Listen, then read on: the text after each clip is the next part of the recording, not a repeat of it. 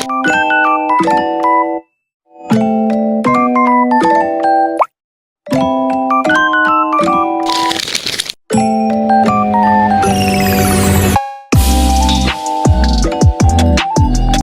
so this, I told y'all are gonna get a video sooner. It's like the day after. I know that video was a little late, y'all. I know. But I'm gonna do the missing casket story. I'm gonna read it to y'all. Y'all are lucky because it's hotter and the devil's outside, and no lights, nothing on, because the way I'm burning up right now and my fan's on full blast should be criminal. It really should. And don't mind, this is the same shirt from last week. Y'all just like I have a shirt on at all. Okay? Now I'm gonna read. I'm not really good at public speaking either. I hate giving presentations. I hate reading in front of the class. I hate reading in groups. Yeah, so this is a new stuff video for me. Tell me if y'all like it, because I have another story already lined up, and it's not the unicorn one. I still haven't wrote that one yet. It's one that I did in August. So let's get started, because this is going to probably take a while and a few takes. So, right.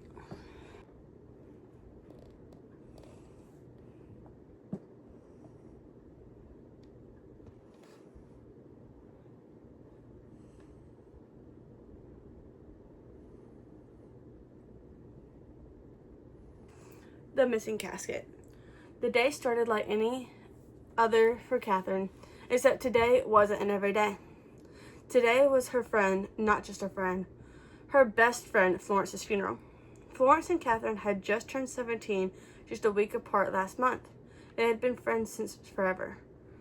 But in the last few weeks, the blooming plague had been rapid in their small town on the English countryside. The big towns are calling it the blooming plague.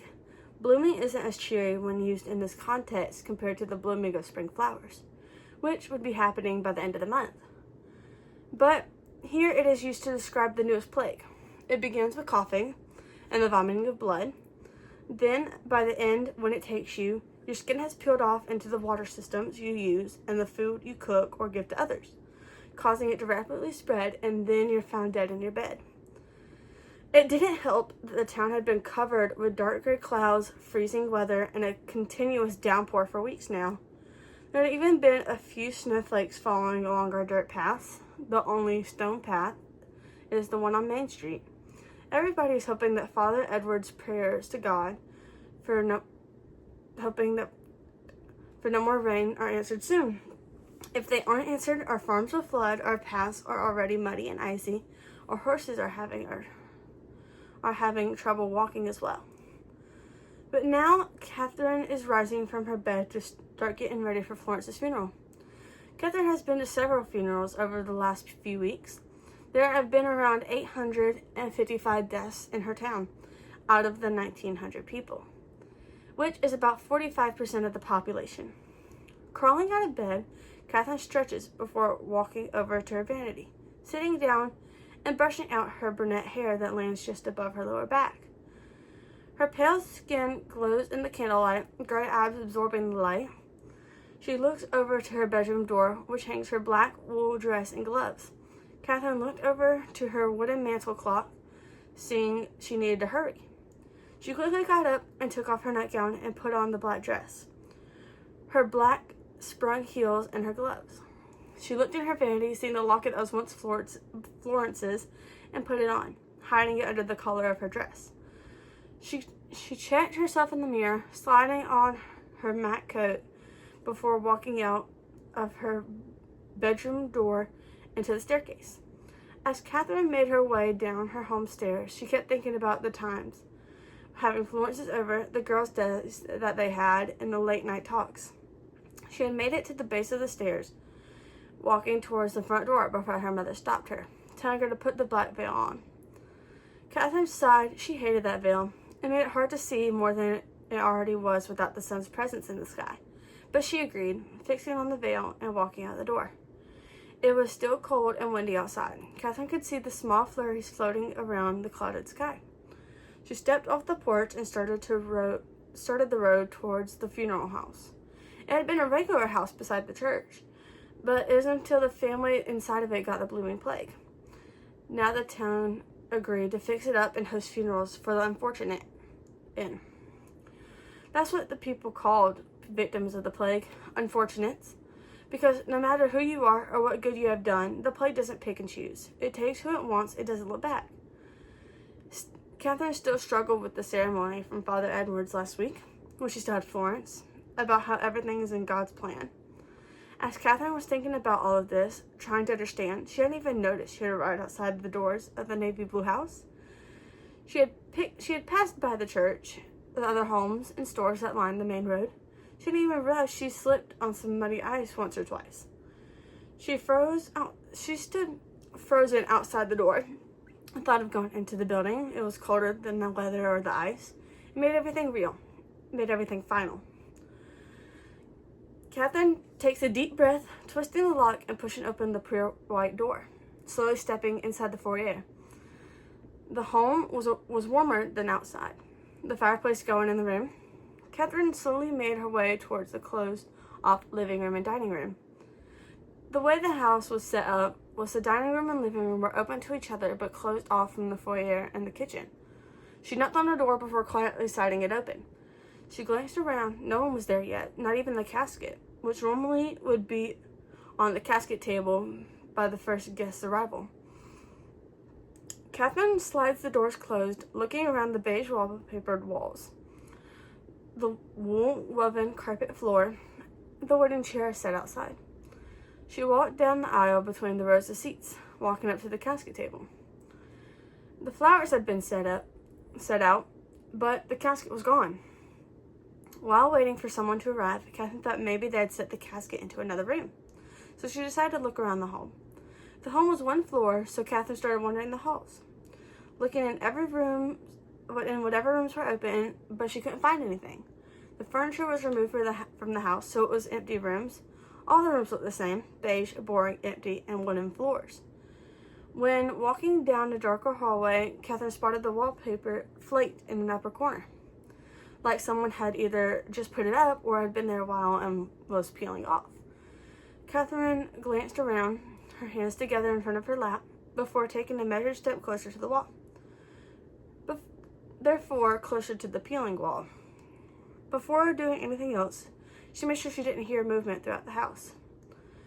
Once confirming that there was no one here yet, she reached up, her fingers grabbing the edge before she ripped the wallpaper from the wall. She froze, not knowing what to do with what she was behind that covering. Behind the wallpaper was a door without a knob. It looked like it had been there for a while. She was stuck.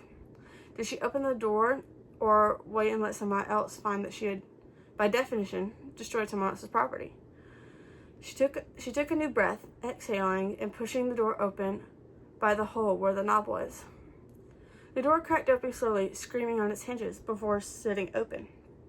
Catherine stuck her head into the small room, little by little, like something would snap her head if she moved too fast. She looked around the room. The walls were peeling in places and revealed the wood behind it. The desk silvered over the floor and the wall. The right side of the corners having counters along the wall. Catherine turned her head centimeter by centimeter. That is when she nearly fell. Sitting along the left wall were 4 caskets. The further into the room, the more dust had settled on them, assuming that they were older caskets. The one closest to the door was the newest. No dust was on top. Catherine closed the door behind her quickly before walking over to the caskets. She walked to the oldest casket. Her hand hovered over the casket, leaning forward to look at the name card near the heart of the casket. Walker Stone. Catherine had known the man, of course, through family friends in small town. This was his house. He was one of the first few people to get the blooming plague. Catherine walked casket to casket, going down the line checking the paper tags, from Walker Stone to Alice Brown to Thomas James. As she made her way towards the newest casket, she went deadly still. The paper tag read Florence Jean. She had found her friend's casket, but why was it in a hidden room? Catherine decided to look around the room this time, not just a glance. She walked over to the counters and long table, careful not to touch or disturb anything in case whoever put the caskets here decided to come back. She looked around the floor, now noticing the footprints against the dusty floor. She tried to walk inside the other footprints to not make new ones.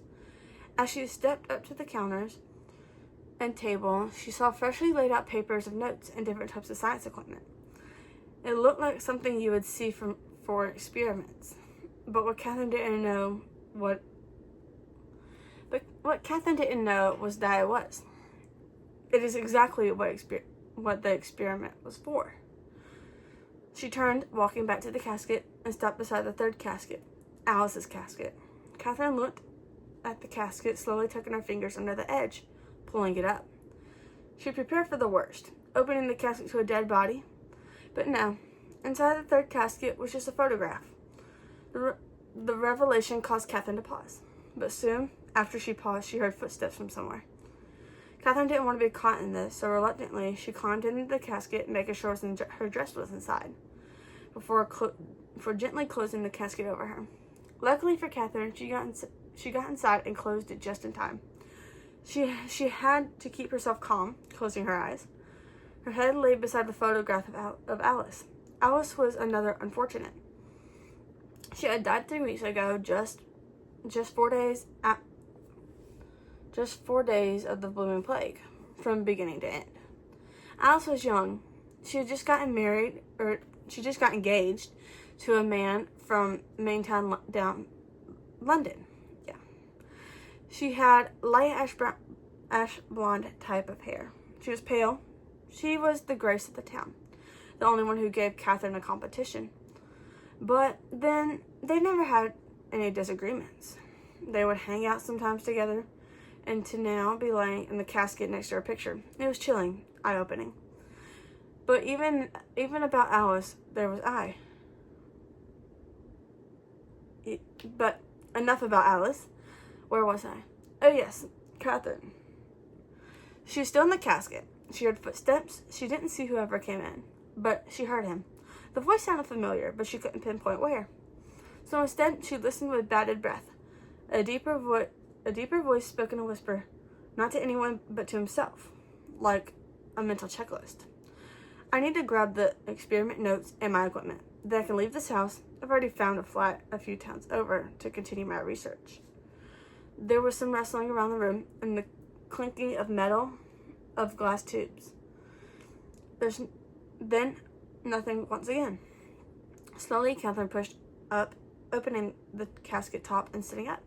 She climbed back out the casket, looking down at Alice's picture and fixing it back into place, gently reclosing the top.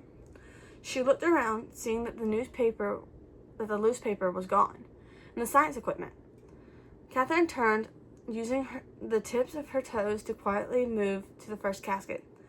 As she looked at the casket, she swallowed thickly, carefully kneeling down beside the wood, nodding to herself with a small whisper that she could do this. For Florence. Cautiously, she pried open the casket, nearly puking in her mouth at the sight.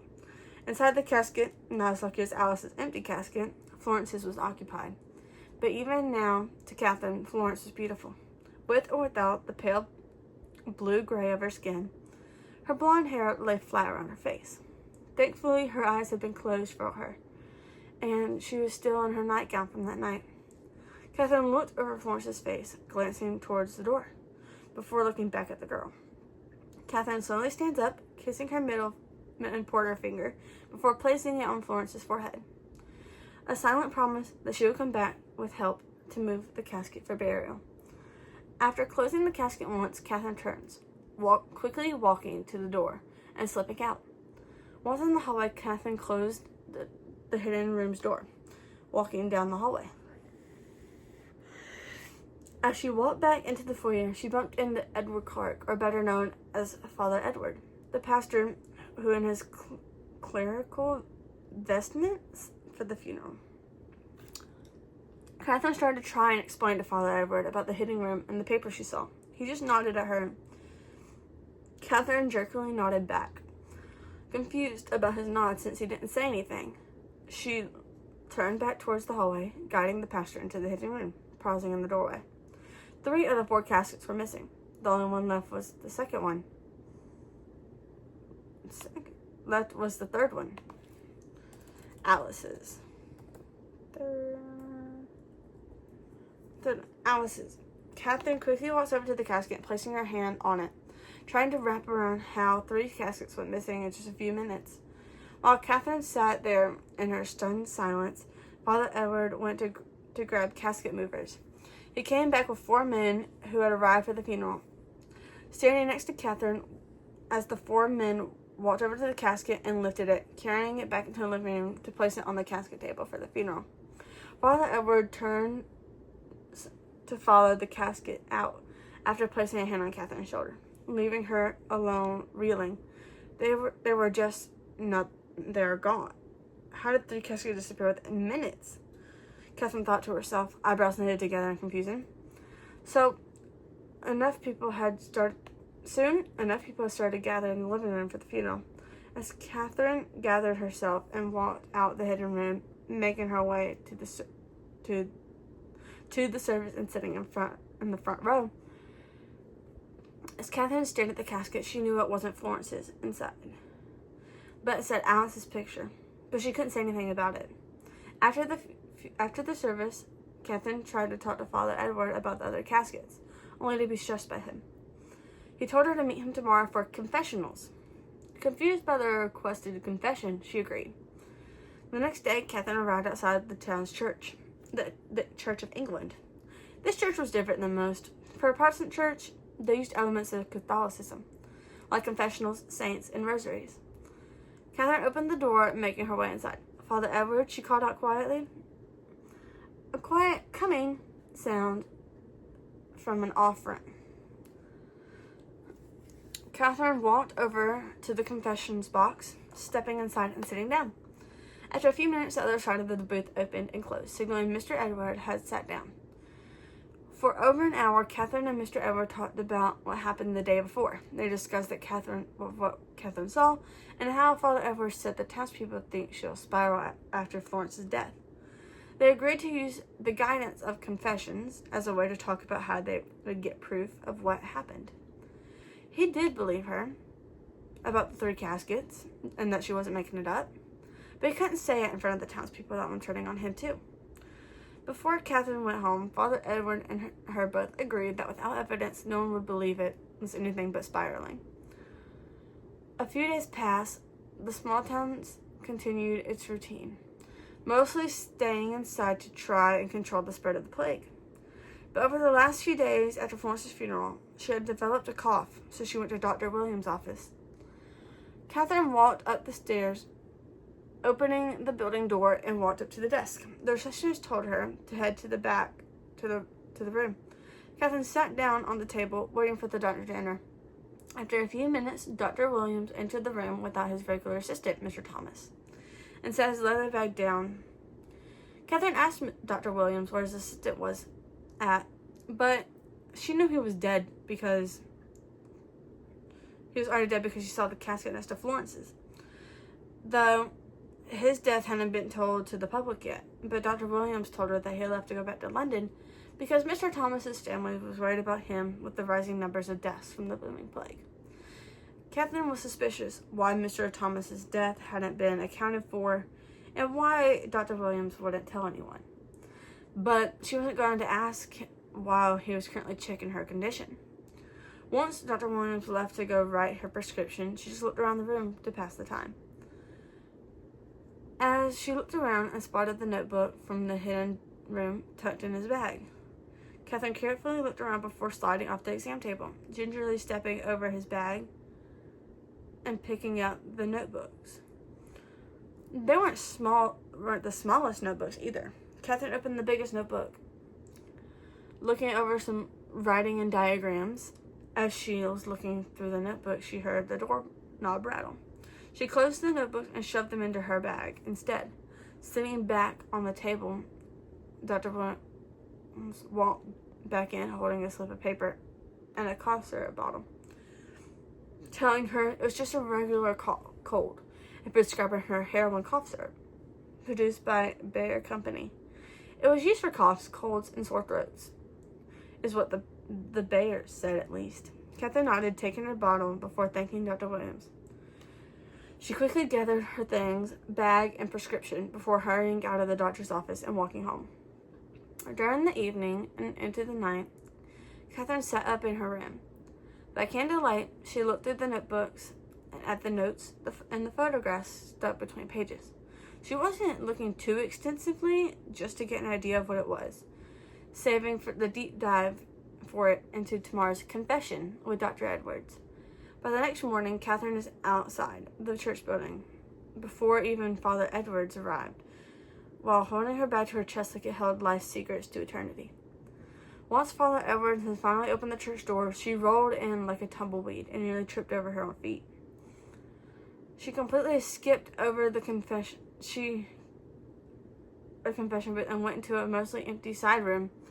Father Edwards slowly following her with a raised and knitted brow, confused about the rush she was in. Catherine quickly sat down at the single table and 2 chairs, dumping out her bag onto the table, 2 notebooks, a fountain pen, and heroin cough syrup clicking onto the table. She shoved the cough syrup back into her bag before Father Edwards comes in and sits down beside her. Together, they spent the majority of the day planning on how these notebooks and the findings, how to show these notebooks, the findings of the notes and the photographs, to the townspeople without them turning on Father Edwards as well.